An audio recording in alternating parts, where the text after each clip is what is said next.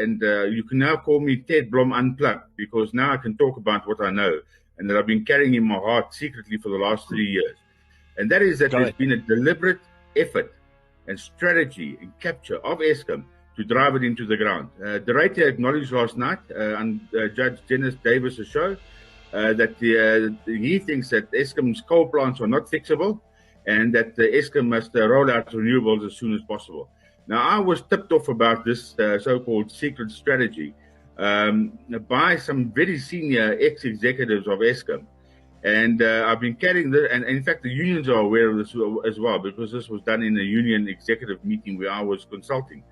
So this is now public knowledge, is that the official strategy of the government is not to fix the coal power stations. In fact, the writer says he's not going to waste more millions on fixing the coal power stations, but that effort must be directed to the renewable and environmental friendly future of Eskom.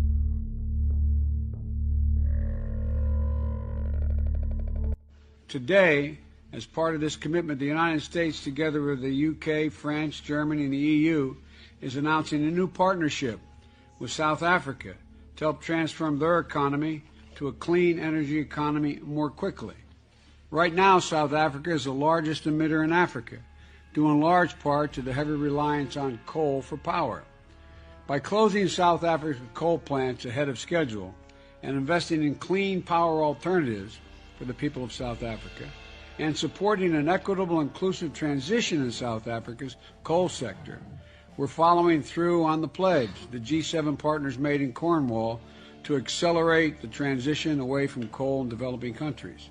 And I realize the reliance on coal is consequential, but I can remember growing up as a young man in an area that was a heavy supplier of coal in northeast Pennsylvania.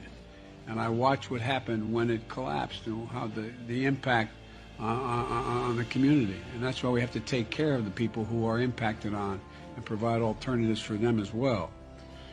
By closing South Africa's coal plants ahead of schedule and investing in clean alternatives, the people of South Africa, for the people of South Africa, and supporting equitable, inclusive transitions in South Africa's coal sector, we're following through, as I said, on the pledge we made.